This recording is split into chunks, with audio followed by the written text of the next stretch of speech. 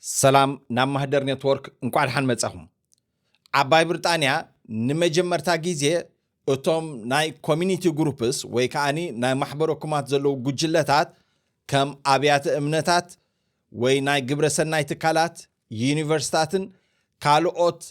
ናይ ቢዝነስ ትካላትን በቀጥታ ነቶም ናይ ዕቁባ መሰል ዝተዋህቦም ወይ ከአኒ ሬፊጂ ስታተስ ዘለዎም ሰባት ካብ ሳልሳይ ሃገር ናብ ዓባይ ብሪጣንያ ስፖንሰርሺፕ ክገብሩ ተፈቂድዎም ከም ዘሎ ሚኒስተር ውሽጣዊ ጉዳያት ዓባይ ብሪጣንያ ሻዕባና ማህሙድ አፍሊጣ ንሳ መግለጽያ እዚ ናይ ስፖንሰርሺፕ መደብ ኣብ ዓባይ ብሪጣንያ በቀጥታ ካብቲ ናይ ካናዳ ሲስተም ዝተቀድሐ ምዃኑውን አፍሊጣላ እዚ ለውጥ እዚ ኣብ ዓባይ ብሪጣንያ ንብዙሓት ስደተኛታት ዕድል ዝኸፍት ወይ ሞርሖ ዝኸፍት ምዃኑ ብዙሓት ይዛረቡሉ ኣለዉ ስለዚ ኣብ ናይሎም መደብና ኣብ ማህደር ኔትወርክ ስፖንሰርሺፕ ብኸመይ ክንገብር ንኽእል ስፖንሰርሺፕ ክገብር ዝኽእል ትካል እንታይ ረቑሒታት ይኸማልእ ዘለዎ እቲ ስፖንሰርሺፕ ዝግበረሉ ዘሎ ሰብከ እንታይ ይኸማልእ ዘለዎ መዓስ ይኸ ዝጅምር ዝብል ኣርእስትታት ብተወሳኺ እውን ምዚ ተኽእሎታት ዘሎ ናይ ሓድሽ ቀዳማይ ሚኒስተር ምምፃእ ናይ ኣንዲ በርናም ክመፅእ ዝኽእል ለውጥታት ብሓፈሻ ኣብዚ ናይ ሎማዓንቲ መደብ ከነጠቓልል ኢና ክሳብ መወዳእታ መደብና ብፅሞና ምሳና ክትፀንሑ ብኽብሪ እንዳዓደምኩ ሰናይ ምክትታል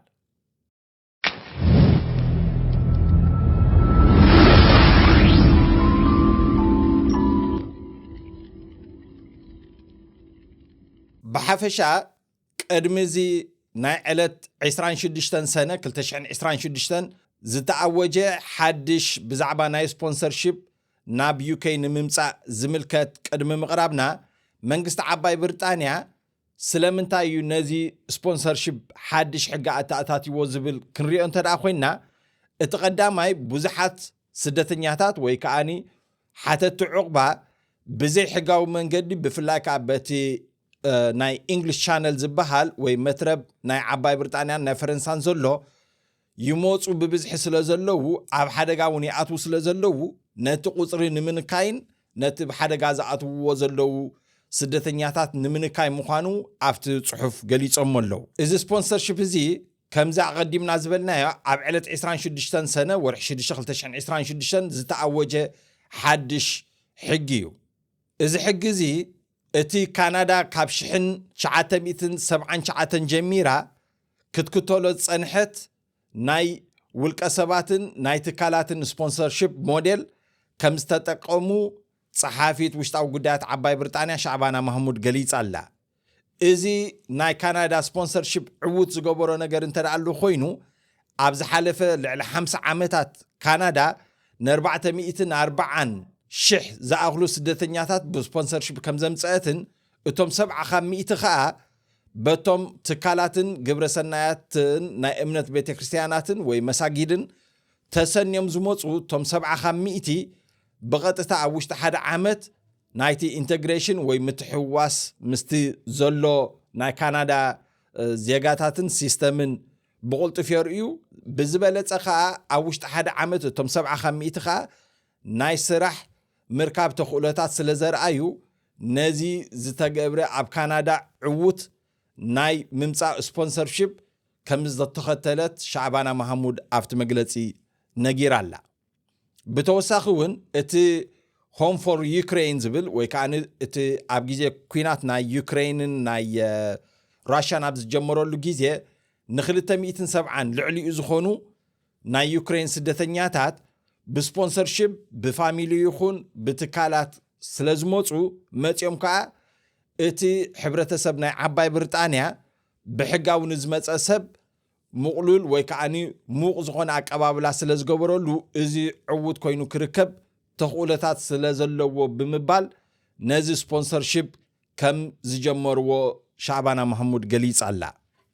ብሓፈሻ እቲ ስፖንሰርሺፕ መን ይክገብር ዝኽእል እንተደኣ ኢልና ከምቲ ኣቐዲምና ዝበልናዮ እቲ ኮሚኒቲ ግሩፕስ ዝበሃል ወይ ከዓኒ ናይ ማሕበረሰባዊ ጉጅለታት ከም ኣብያተ ቤተክርስትያን መሳጊድ ናይ ግብረሰናይ ትካላት ዩኒቨርሲታት ወይ ከዓ ንዝተፈላለየ ማሕበረ ኮማት እዚኣቶም ስፖንሰርሺፕ ክገብሩ ይፍቀዶም ወይ ከዓኒ ይኽእሉ ማለት እዩ ብመሰረት ናይ ሆም ኦፊስ ሓበሬታ መዓስዮም ስፖንሰርሺፕ ክገብሩ ዝፍቀዶም ወይ ካብ መዓስ ግዜ ንዝብል ሕቶ ሆም ኦፊስ ብዘውፅኦ መሰረት ካብ ቀውዒ 2026 እዚ ማለት ካብ ወርሒ 9 ክሳብ ወርሒ 12 2026 ዘሎ ግዜ ስፖንሰርሺፕ ክገብሩ ድሌት ከም ዘለዎም ኣብ ሆም ኦፊስ ክምዝገቡ ኣለዎም ማለት እዮም ብድሕሪ እዚ ግዜ ከዓ እቶም ናይ ንግዲ ትካላት ወይ ቢዝነስ ግሩፕስ ዝበሃሉ ከዓ ድሕሪ ቀውዒ 2027 ዘሎ እዋን ንስፖንሰርሺፕ ከምፁ ክምዝገቡ ከም ዝኽእሉ ሆም ኦፊስ ኣፍሊጡ ኣሎ ብተወሳኺ ሆም ኦፊስ እዚ ናይ ስፖንሰርሺፕ ቁፅሪ ብውሕድ ጀሚሩ እንዳዓበየ ክኸይድ ተኽእሎታት ከም ዘለዎን መደብ ከም ዘለዎን ኣፍሊጡ ኣሎ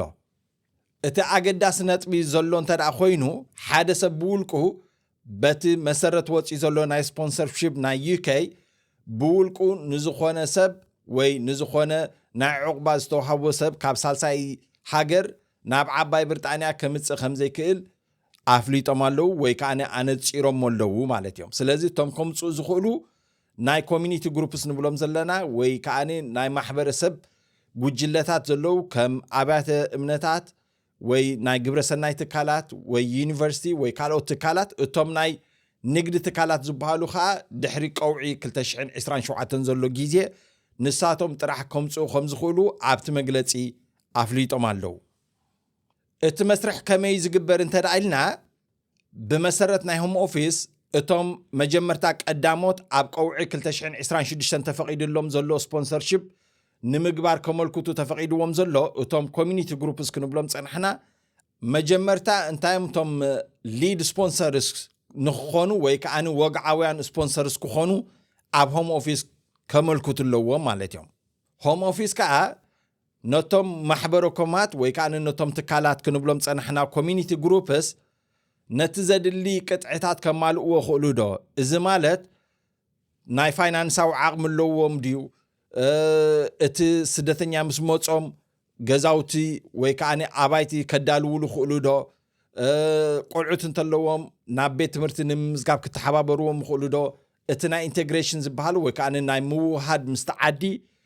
ከማልእዎ ይኽእሉ ዶ ካልእ እውን ናይ ቋንቋ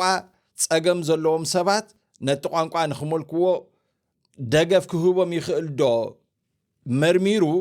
ስፖንሰርሺፕ ክገብሩ ዝኽእሉን ዘይክእሉን ይውስን ሆም ኦፊስ ማለት እዩ ብድሕሪ እዚ ወግዓውያን ናይ ስፖንሰርሺፕ ቅጥዒ ምሰማልኡ ሕራይ ምስ ተባሃሉ ከዓ እቲ መስርሕ ናይ ስፖንሰርሺፕ ክጅምርዎ ከም ዝፍቀዶም ሆም ኦፊስ ገሊጹ ኣሎ እዚ ስፖንሰርሺፕ ኣብ ዓባይ ብሪጣንያ ተኣውጁ ዘሎ መዓስ እዩ ክጅመር ንዝብል ሕቶ እቶም ኮሚኒቲ ግሩፕስ ክንብሎም ፀናሕና ኣብያተ እምነታት ወይ ናይ ግብረሰናይ ትካል ዩኒቨርሲቲ እቶም ቀዳሞት ዕድል ተዋሂብዎም ዘሎ እዚኣቶም ካብ ቀውዒ 2026 ጀሚሮም እዚ ማለት ካብ ወርሒ 9 ክሳብ ወርሒ 12 ናይ 2026 ዘሎ ግዜ ከም ስፖንሰርስ ክኾኑ ናብ ሆም ኦፊስ ከመልክቱ ይፍቀዶም ማለት እዮም ብሆም ኦፊስ ከም ስፖንሰርስ እንተደኣ ተፈሊጠን እቲ ዘድሊ ረቑሒታት ኣማሊአን ኣለዋ ማለት እዩ ስለዚ መስርሕ ናይ ስፖንሰርሺፕ ክጅምራ ይኽእላ ብድሕሪ እዚ ከዓ ኣብ ቀውዒ 2027 እቶም ቀዳሞት ስደተኛታት ወይ ከዓ እቶም ሬፊጂስ ዝበሃሉ ብስፖንሰርሺፕ ናብ ዓባይ ብሪጣንያ ዝኣትውሉ ግዜ ምዃኑ ሆም ኦፊስ ኣፍሊጡ እዚ ናይ ሓደ ዓመት ዝኸውን ጋፕ ወይ ከዓኒ ኣብ መንጎ ዝገደፍዎ እተን ናይ ማሕበረኮም ትካላት ዘለዋ ንሳተን እኹል ምድላዋት ንኽገብራ ነቶም ስደተኛታት ንምቕባል እኹል ዝኾነ ምድላዋት ንኽገብራ ምዃኑ እውን ሆም ኦፊስ ኣነፂሩ ኣሎ እዞም ኮሚኒቲ ግሩፕስ ክንብሎም ፀናሕና እንታይ ረቑሒታት እዮም ከማልኡ ዘለዎም ንዝብል እንተደኣ ኣሎ ኮይኑ ነቶም ሬፊጂስ ወይ ከዓ ነቶም ናይ ዕቁባ መሰል ዝተዋህቦም ሰባት ቅድሚ ምምፅኦም እኹል ዝኾነ ፋይናንሳዊ ቀረብ ከም ዘለዎም ከረጋግፁ ይግባእ ብተወሳኺ ውሑስ ገዛውቲ ነቶም ሬፊጂስ ምቕራብ የድልዮም ካልእ ምስ ጂፒድዩ ናብ ቤት ትምህርቲ ንምምዝጋብ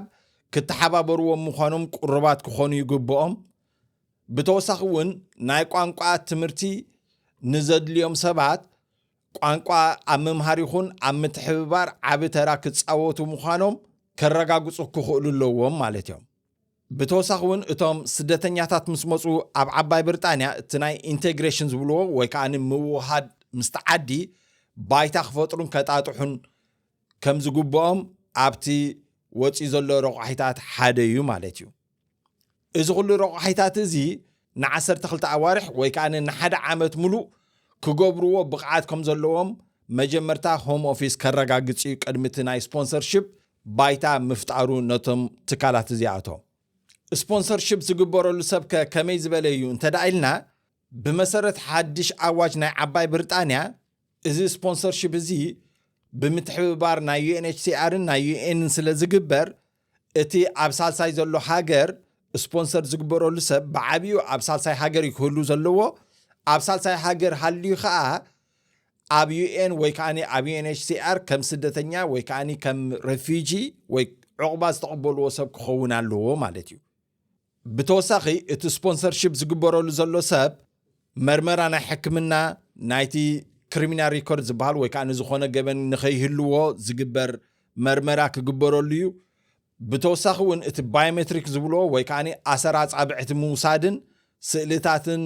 ኩሉ እቲ ዘለዎ ናቱ ድሕረ ባይታን ምምርማርን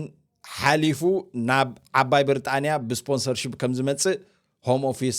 ገሊጹሎ ማለት እዩ። ውሽጣዊ ጉዳያት ዓባይ ብሪጣንያ ብጀካዚ ብዛዕባ ንስፖንሰርሺፕ ዝምልከት ካልእ ጽኑዕ ዝኾነ ሕግታት ብዛዕባ ናይ ኢሚግሬሽን ዝምልከት እውን ኣብ ሓደ ቦታ ወይ ኣብ ሓደ ፔጅስ ናይቲ ዌብሳይት ከም ዘውፅኦ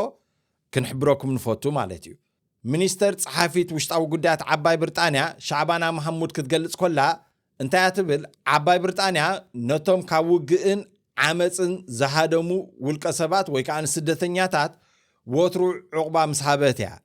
እንተኾነ ግን እዚ ሲስተም ወይ ከዓ እዚ ኣካይዳ ክዕወት እንተደኣ ኮይኑ ዜጋታት ፍትሓውን ምቁፅጻር ዝግበረሉን ምዃኑ እንተኣሚኖምሉ ኣብ ርእሲኡ ከዓ ንምዝመዛ ክፉት ከም ዘይከውን ምስ ዝፈልጡ ጥራሕ እዩ ክትብል ኣብቲ መግለፂ ኣረዲያ። ብዘይካዚ ኣብቲ መግለፂ ዝወፀ እንተደኣ ኣሎ ኮይኑ ብዛዕባ እቲ ዓንቀጽ 8 ናይ ሰብኣዊ መሰላት ዝምልከት ብፍላይ the right to respect for private and family life ዝብል ሕጊ ኣብ ዓባይ ብሪጣንያ ዘሎ ብዙሓት ሰባት ነዚ ሕጊ ዝተጠቂሞም ብዛዕባ ንቪዝኦም ዝምልከት ድዩ ወይ ክጥረዙ ከለዉ ድዮም ወይ ከዓ ወረቐት ንምርካብ ዝጥቀሙሉ ስነ ሞጎት ስለ ዝኾነ ብፍላይታ ፋሚሊ ትብል ብብዙሕ ስለ ትትርጎም ሕጂ ግን ዓባይ ብሪጣንያ ኣብዚ ምዝ ናይ ስፖንሰርሺፕ ዘውፅኦ መግለፂ እንተደኣ ኣሎ ኮይኑ እታ ፋሚሊ ትብል ቅድሚ ሕጂ ሰብ ብኩሉ ስለ ዝትርጉማ ዝነበረ ኣኮ ያለኒ ወይ ወዲ ሓቡ ያለኒ ወዲ ሓፍቲ ያለኒ ኣሞ ያላትኒ ገለ እንዳበለ ካብኣቶም ክፍለይ ኣይክእልኒ። ስለዚ ብመሰረት ዓንቀጽ ናይ 8 ፋሚሊ ላይፍ ዝብል ስነ ሞጎት ኣቕሪቡ ካብ ብዙሕ ናይ ምጥራዝን ወረቐት ምውሃብን ዝጥቀመሉ ዝነበረ ሕጂ ግን ዓባይ ብሪጣንያ እታ ፋሚሊ ትብል ነቲ ቀረባ ዝኾነ ስድራ ቤት ማለት ኣቦ ኣደን ንትሕቲ 18 ዘለዉ ህፃናትን ከም ዝምልከት ጥራሕ ኣብዚ መግለፂ እውን ኣውፂዎ ኣሎ ማለት እዩ። ሻዕባና መሐሙድ ጸሓፊት ውሽጣዊ ጉዳያት ዓባይ ብሪጣንያ ድሕሪ ኪር ስታርመር ካብ ዝነበሮ ቀዳማይ ሚኒስትርነት ስልጣን ከም ዝወርድ ምፍላጡን እቲ ኣንዲ በርናም ዝበሃል ከዓ ናይ ማንቸስተር ከንቲባ ዝነበረ ዝለዓለ ተኽእሎታትን ህቡብነትን ንቀዳማይ ሚኒስተር ክትክእ